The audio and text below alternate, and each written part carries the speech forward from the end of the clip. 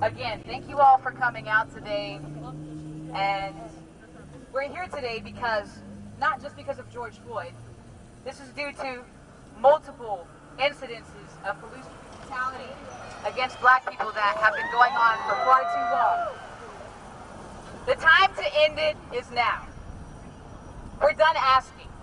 We get on our knees and we ask, and we're rejected. And let me tell you guys something about this. Some of you might not agree with this, but just think about this. It took protesting, rioting, and destroying some of the billion-dollar corporations that perpetuate our very oppression to finally be heard. That's right. So some of the reforms that we're seeing now taking place, for instance in Minneapolis, banning the chokehold, starting to defund the police department, the public school system and the University of Minneapolis, that is because we've been mobilizing and organizing. So when people tell you that mobilizing and organizing in this way doesn't work, tell them what we've already accomplished. Yes. But there is more work to be done. Because there is bureaucratic violence happening right here in Texarkana. Right here. So when they tell you that this is the South, Southern hospitality, remember that the South has not been hospitable towards black people. Towards brown people. Towards foreigners. Is that Southern hospitality? When people are dying left and right, it is happening here in the South too. But now that we are starting to expose the blatant racism, we are starting to see the bureaucratic violence in this town.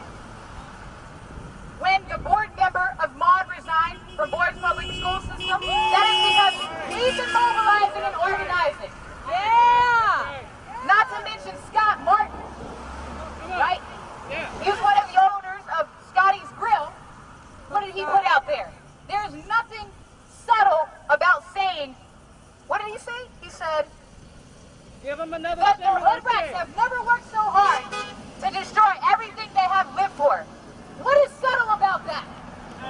Because who is he talking about when he says hood rats? Come on. Who? Come on. Nothing subtle about that. So we have to start thinking about the very people in Texarkana in positions of power who represent, or who are not representing, the needs of black and brown communities, especially black people in this community. So that is why we are here. We are not standing here for publicity, to be standing here just with signs and get attention. No. We are mobilizing because we are trying to, I'm going to say it, dismantle the violent oppression that has been going on in this country for far too long. Tell me why it isn't a federal hate crime already. Lynching. Why?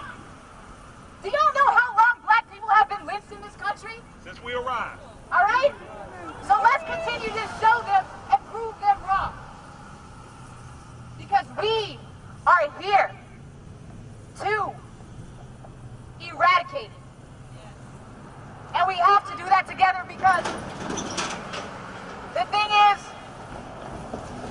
that nobody benefits from racism unless you're in the top 1%, in the top 10%. Poor white people, working class families do not profit off of racism. So if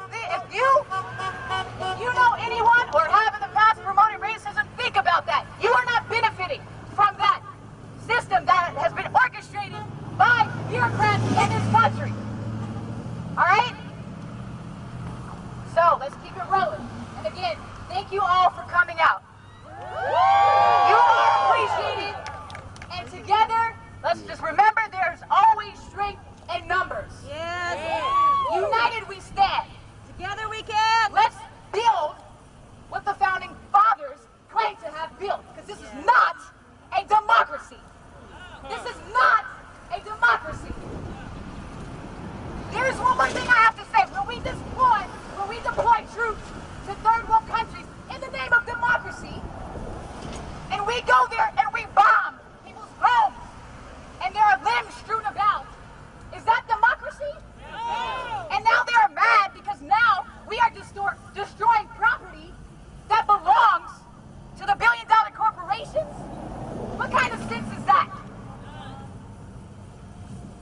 is all I have to say.